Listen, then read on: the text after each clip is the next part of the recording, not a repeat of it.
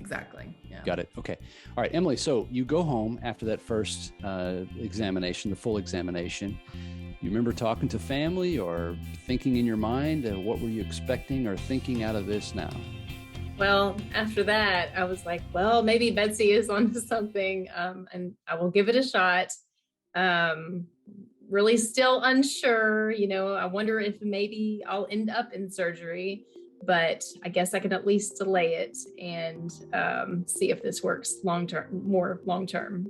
Okay. All right. And so you embraced it and you got busy and you stayed fairly adherent to the frequency and the repetitions and the force. Yeah. Yeah. And I was just amazed, like anytime it would flare up, I would just sit down, do the pressure, even at the kitchen table, and I would get up and walk across the kitchen. I'm like, what's this? It's just, the pain is gone. So it really would work. And even if temporary, I thought this is hopeful. Mm-hmm. What kind of time frame from that initial day until you felt like this may be all I need? Well, my surgery, when we had that one, was scheduled for, I think, 5 days later. So I think I called maybe about 2 days before the surgery and said, hey, going to try physical therapy. I'm sure they rolled their eyes at me, but this was different. Yeah. All right. And so what kind of time frame before you felt like, I think I'm going to be all right?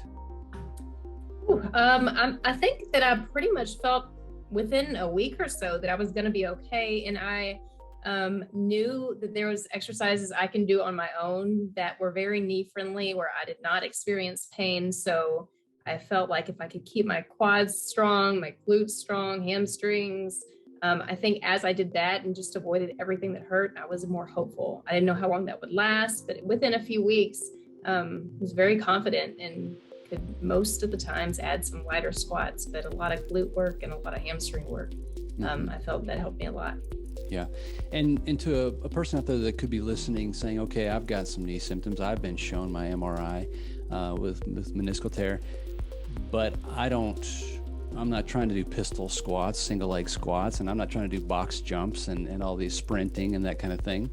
To some, they might think, okay, a person could get well for a while, but eventually it's going to catch up with them, especially if they're doing these high-level activities.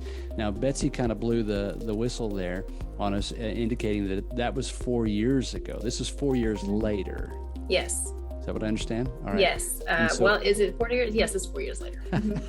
And how are you now? I'm doing amazing. I've been doing pistol squats for at least 3 years at least now.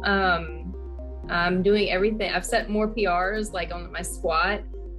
So I'm back to barbell squatting, heavy barbell deadlifting.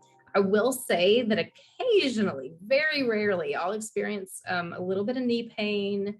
And all I do is go back to that method of a little pressure, and I don't even have to do it much, just like once or twice. And like, I'll never know that anything was even hurting it, and I'm back to, business in the gym the next day. So it's been very well for me.